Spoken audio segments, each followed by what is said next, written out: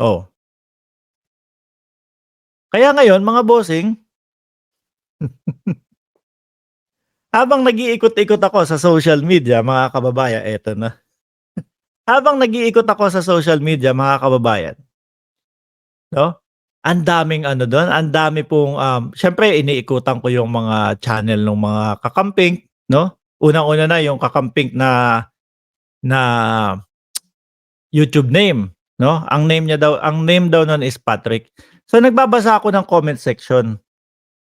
Kalimitan kong nakikita mga kababayan, 'no, sabi nila, "Okey kami sa Lenny at Bongbong." Ayan, okey kami sa Lenny at Bongbong. So ngayon, yung mga vlog ko naman din mga kababayan, I love you too Janice. Yung mga vlog ko naman mga kababayan na meron tayong mga topic na kakamping din, merong mga loyalista din po, 'no, na sabi, "Pagbigyan natin si Attorney Leni Robredo." Oh, tapos tag team si BBM. Nakikita ko mga bossing, although napakalayo po nito, 2028 'to mga bossing, eh, napakalayo pa po. Hindi man 'yan yung maging, hindi man 'yan yung maging tandem sa 2028, hindi Attorney Leni Robredo or BBM, 'no, para sa Vice Presidente, hindi man 'yan, pero nakikita ko mga kababayan, 'no, na itong pula at pink dahil po nagkakasundo, eh, 'no? Nakikita natin yung pagkakasundo, eh. Sa nakikita ko mga kababayan, mas magiging mahirap gapiin 'to, mas magiging mahirap talunin 'to, mga bossing. Puwedeng sabihin na, "O sige ganito, ang lineup natin, 'no?" Kumbaga puwede tawagin na Unipink, gano'n. Ang lineup natin, sige kung sakali man, kung sino man yung sa inyo, ano lang 'to, Gibo Teodoro at, Martin Romualdez tapos Risa Ontiveros, basta jumble 'yan. Yung mga pinapaniwalaan yung politiko ng mga red at pinapaniwalaan yung politiko ng mga pink, pinagsama, kumbaga nagkapalaya-gaya ng loob yung mga supporter. Sabi ko po sa inyo, mga bossing, ang hirap pong gibain 'yan. Napakahirap pong gibain 'yan. Dahil nakikita ko po mga kababayan, hindi po ako magsisinungaling sa inyo. Ang nakikita kong nagiging way, mga boss, para sa ikagaganda ng Pilipinas, eh, mag mag-aano po, kumbaga magjo-join first po. Magjo-join first po. Sabi ni Florentino Ramos, "Wag naman si Lenlen."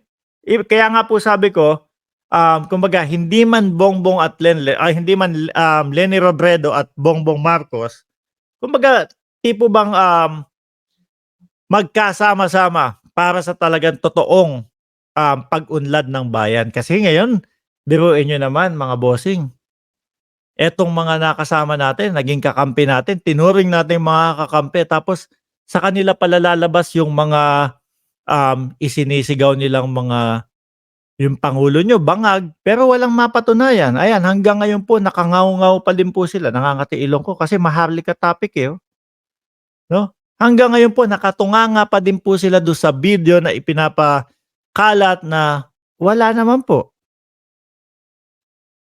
'di ba? Puro paninira. So, hindi mo ba iisipin na mapapagod din yung mga loyalista at mapapagod din yung mga sumusuporta kay PBBM dahil dito sa mga 'to?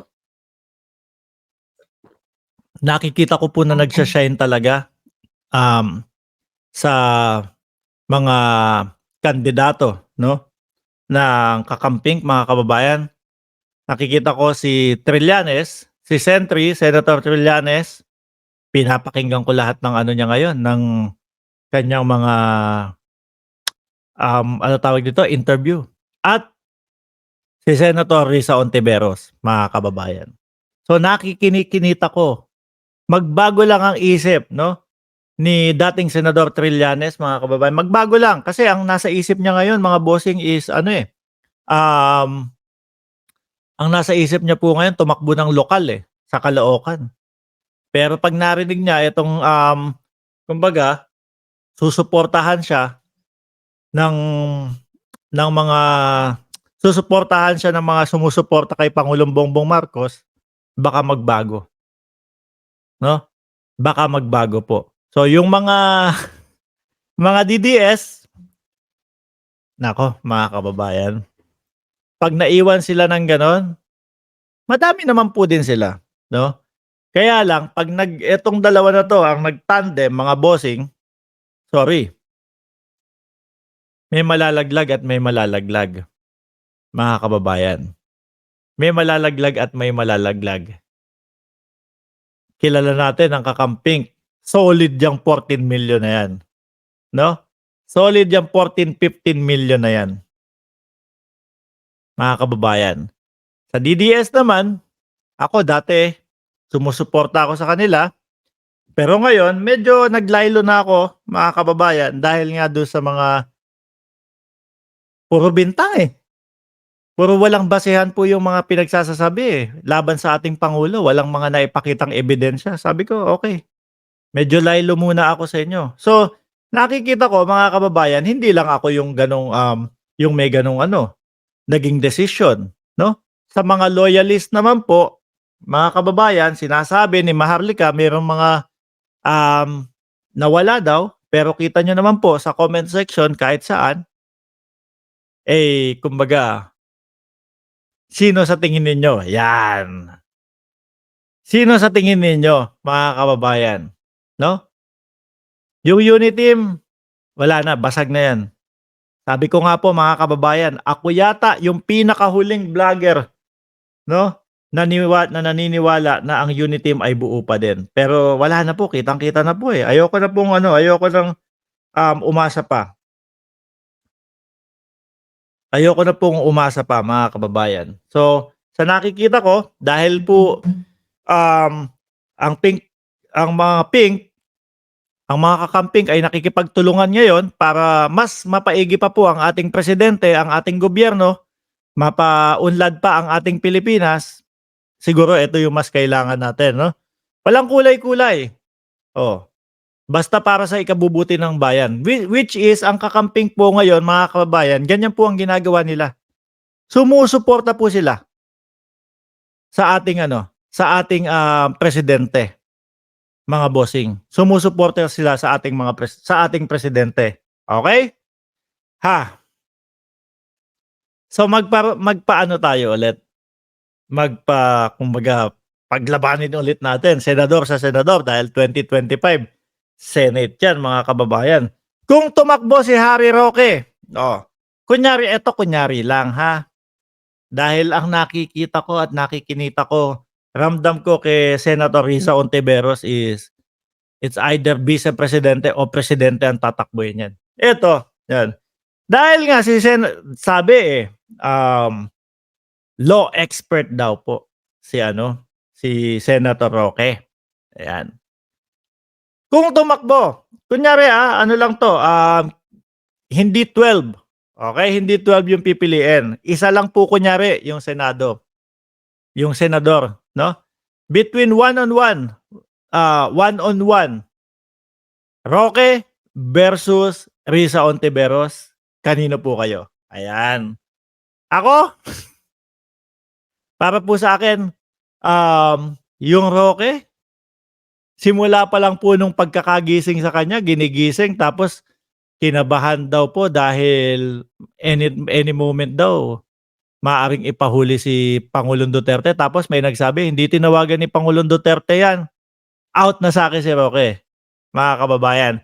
So ako, bilang isang sumusuporta sa presidente, open po ako kay Risa Hontiveros, mga kababayan, 'no? Open po ako, lalo na yung nakikita ko sa kanya na talagang, kumbaga, mga boss, merong mga naargabyado daw, May mga kabataan na nagsasabi na sila ay naargabyado, 'no?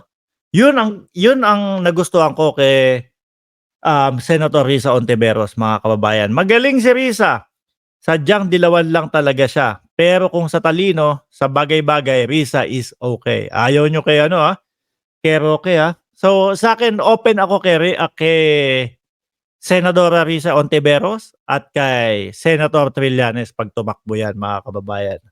No, pero nakita ko, nararamdaman ko na si Risa Ontiveros nga po baka it's either Vice President or Presidente ang takbuhin niya. Titingnan natin kung sino yung magiging kalaban, 'no?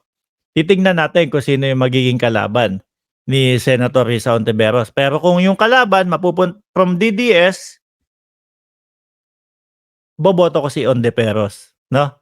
Sa pagka-Vice Presidente. Muli po ako'y magpapaalam na, mga kababayan.